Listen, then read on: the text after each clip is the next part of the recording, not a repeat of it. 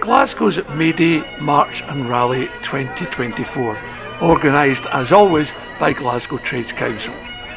The march will be led by the pipe band, that's them warming up, and if you look round we'll see many unions congregating on the square who will line up later for the march.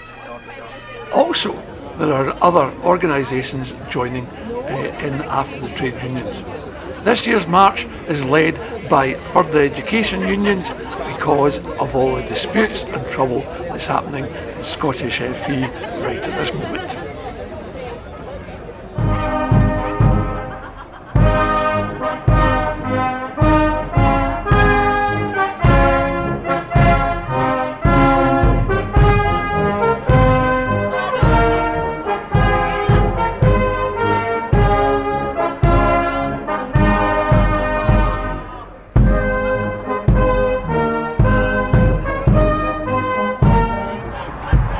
As you can see, the march has really well attended and people heading from George Square and then up to Glasgow University Union for the rally. There were 5 wonderful speakers. Unfortunately, the main speaker was unable to make it. That was the new rector of Glasgow University, Dr. Abu Sita, as he was detained in France by the authorities after receiving an invite to speak to the French Senate. Colin McHale was asked to speak in his stead and he made a fantastic speech, parts of which are coming up.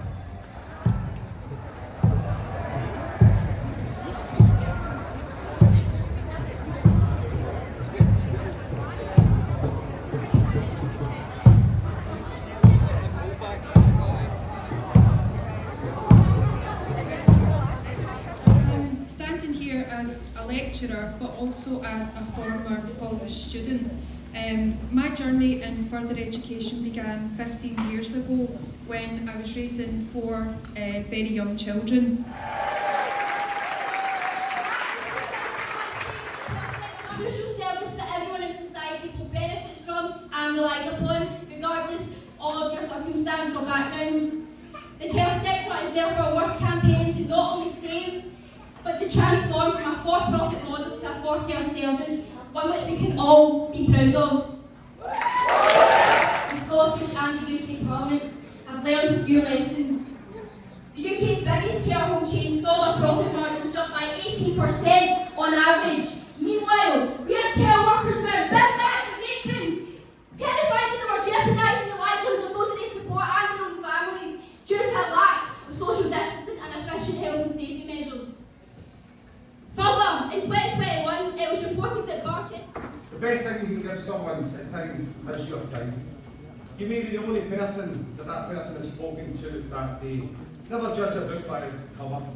Your enemy isn't carrying their belongings in a plastic bag. Your enemy carries a briefcase and a Tory fucking door. Suffering in the winter and our young going to bed hungry at night, that really moves us and really drives our movement. And we make the case to tackle child poverty to our political class. We are told that we can't feed our kids by a Westminster elite that have their meals subsidised by the taxpayer. We have this myth of fiscal responsibility. We underpay our nurses and then we spend over $1 billion a year on private agencies. We don't build enough social housing and then we're spending billions, our councils, on temporary accommodation. We're only standing here today because of the European complicity in genocide that Claire just talked about so eloquently. As you know here at this podium, standing here should be the newly elected rector of this university, a man who won that election with 80% of the vote.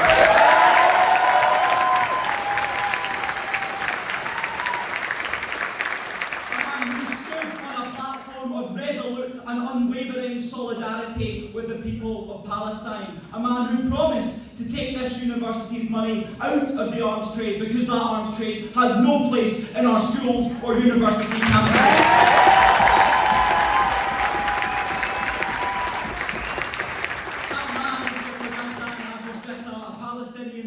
Who gives of himself selflessly in war zones across this world, war zones that all too often have been caused by by supposed humanitarian Western military intervention.